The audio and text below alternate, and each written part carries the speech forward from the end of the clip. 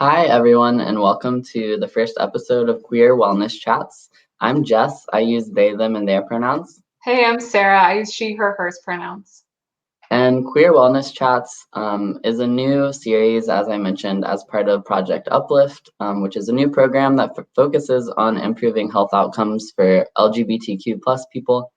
And the purpose of this video series in particular is to build community, provide resources, be a reliable source of information, and hear from you all what you would like from us during this time of the COVID-19 pandemic.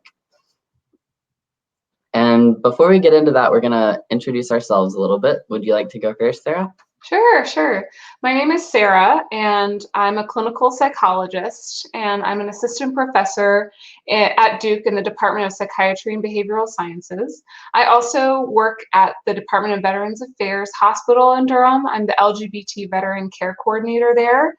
And fun fact about me, I'm originally from Durham, so I'm really excited about this project. Being able to get more involved within the community and work on some mental health and wellness within the community. And as I mentioned, I'm Jess. I work within the Center for Health Policy and Inequalities Research at Duke. And I was hired on for this project in particular, Project Uplift. I'm from Morehead City on the coast of North Carolina, and I've been in Durham since about 2015 or so. My background is in social justice education and doing some direct services work at different nonprofits. And we want to share a little bit about what Project Uplift is. It's, as we mentioned, a new program through the Center for Health Policy and Inequalities Research, affectionately known as CHIPR. And it's funded for 3 years by the US Department of Health and Human Services. So we're really only just beginning, and it's kind of a strange time to be launching this project in the midst of a pandemic. And so we're kind of adapting to the circumstances we've been given. We have a team in Durham and then a team in Charlotte as well. And we know that our services are really even more needed given what's going on in the world right now.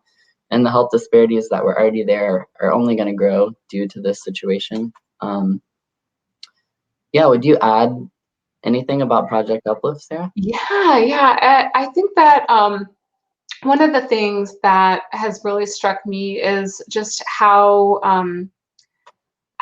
much this work is really enriching right now. And we were earlier, Jess and I were talking about how we hadn't even gotten a chance to really meet in person before social distancing really started, and everyone was having to work from home, and it can be so isolating. And so we wanted a way to come together while we're working out the details of the project, and that's really how these queer wellness chats started. Yeah.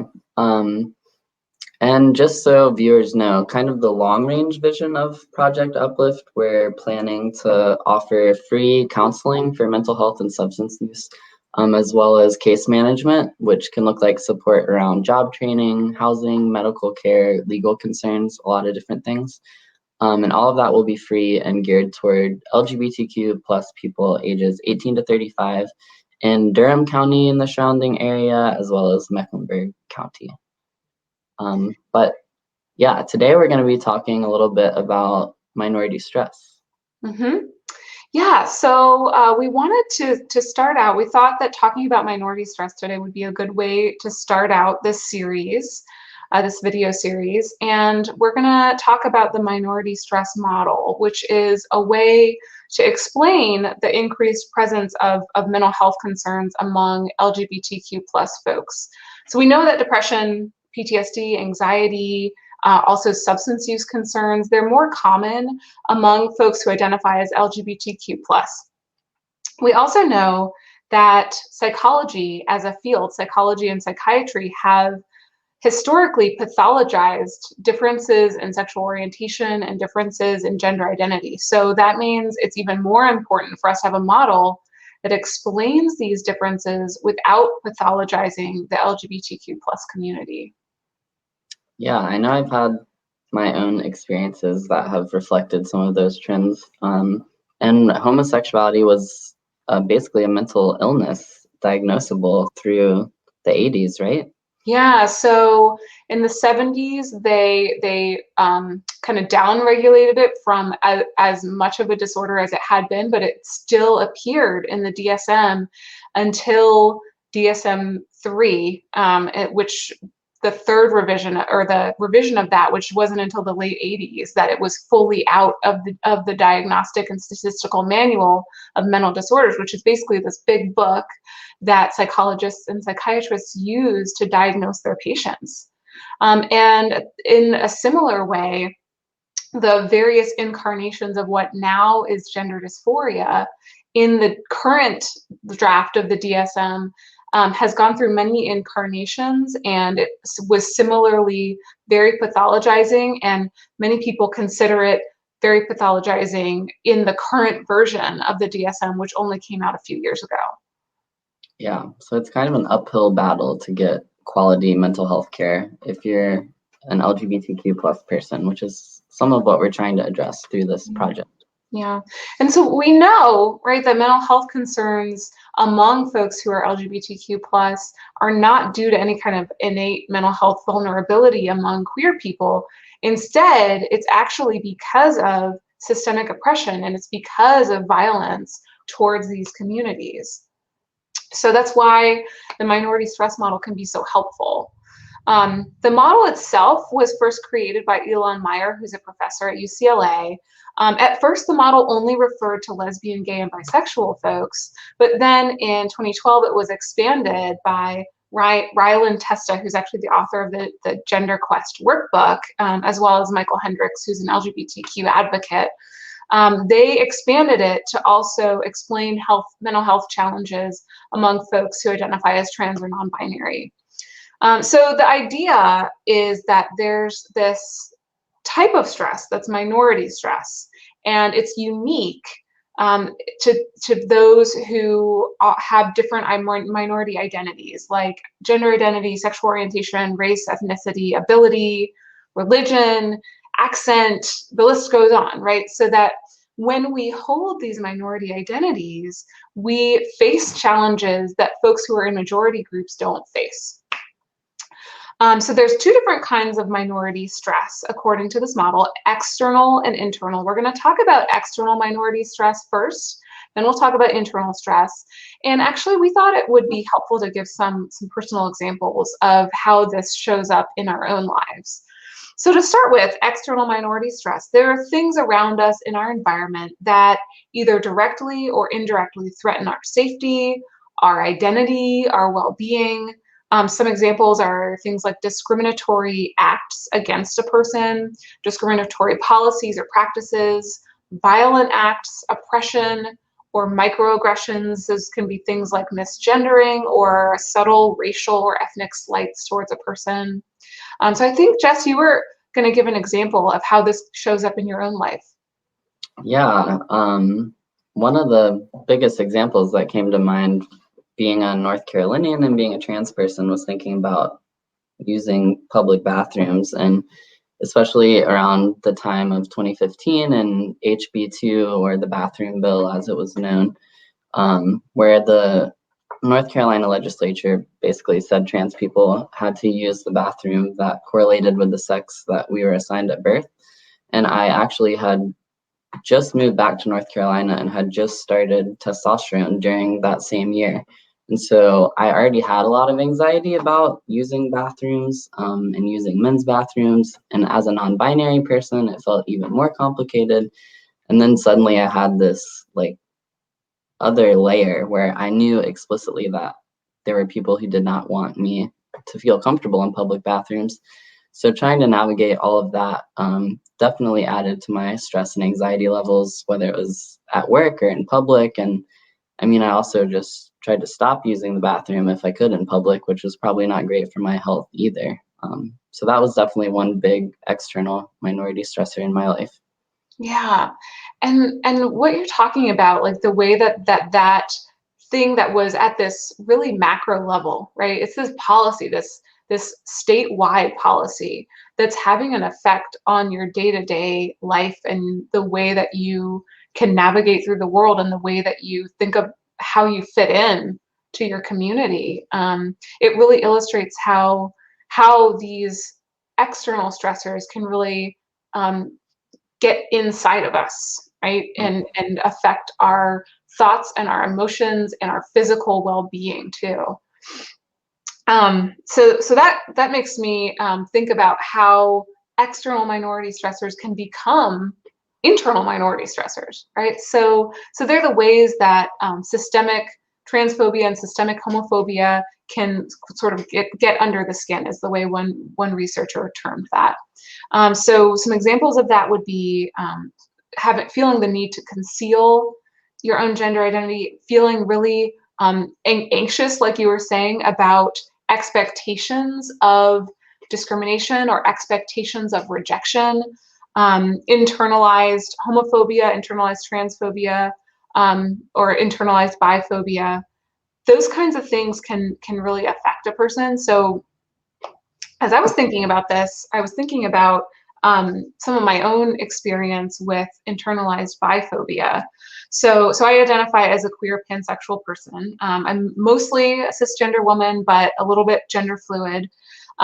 But growing up, right, I came of age in the late 90s and the early 2000s in North Carolina. I'm from the Research Triangle, so it at the time was more progressive than other parts of the state, but at that time, it was not very accepting of folks who were queer or trans. And I grew up believing that bisexuality wasn't real. Like it really boggles my mind looking back on it, how I just drank that Kool-Aid and just kept hearing this myth that bisexual people were actually just closeted gay people, or that bisexual women in particular were like fake lesbians and they're actually straight. And I internalized a lot of that, and it made it really hard to come out as a bisexual person and later as a pansexual person. And I still struggle with that internalized biphobia today. I'm a professional clinical psychologist. I do sexuality and gender affirming care. Like that's part of my job, and this is still something that I struggle with. And yeah, the biphobia is really hard because it comes from within the queer community as much as it comes from within the straight community often. Yeah. That's really true. And it shows up as these worry thoughts about my queer friends not believing that I'm queer enough, even though they've accepted me every step along the way. There's still that sort of nagging worry that you're not going to be accepted. People are going to think that you're like fake or shallow or stuff like that. So yeah, these internal minority stressors and external minority stressors, they come together, right? They're not existing in a vacuum. They're all happening at the same time, and they are affecting folks' mental health and mental well-being. And they can also be made worse, right now during the pressures linked to COVID-19 and the pandemic. And so I think, Jess, you were going to talk a little bit about how the COVID-19 pandemic has actually kind of exacerbated or made some of those stressors worse. Yeah, and so I had mentioned I just got this job shortly before the pandemic hit, so I suddenly had new health insurance, and I had to find a new primary care physician, a new mental health care provider, different things like that, which is stressful as a trans person to begin with, to figure out not only who is trans friendly, but who is non-binary friendly, which is not always the same thing. And then who has openings, because there's so few providers. Often it can take a while to get on a wait list and things like that. And suddenly, not only was that stressor happening, but there was a pandemic, and I have an autoimmune disorder. And so I felt like I really needed to have a primary care physician during the time of COVID-19. And there's all this additional stress, and so it would have been great to have a therapist, but different folks were changing the way they were offering services, and it was a lot of different stressors. And then I know other trans people, I mean, being able to have access to hormone replacement therapy when different health clinics may be having different hours or are shifting their care in different ways, was an additional stressor for me, and I know for other people too. And then medical, like a fear of medical mistreatment if I did end up having to go to the ER or something like that. So yeah, that's definitely been kind of a compounded issue that I'm still trying to work through. Yeah. And so it really strikes me how like there are these what we would call like general stressors in the model, right? The pandemic is a general stressor, but that it ties in with minority identity, right? According to the minority stress model, it ties in with some of the specific concerns that are unique for you, and that it kind of amplifies some of the stress in a way that really is pretty unique to folks who are part of our community. Um, so that all being said, right, we don't want to be all like doom and gloom. So the nice thing I think about this model is, right, that there are sources of resilience. There are ways to cope. So that's how we counteract the negative effects of external and internal minority stress. And it's really tied into this idea of why we need pride. Like, why do we need a pride celebration? It's because of this minority stress. We need to counteract that. So one of the ways that I try to cope with minority stressors is to find ways to act against internalized shame. So like my natural inclination is to feel ashamed of being this like straight passing, well-educated, upwardly mobile queer person.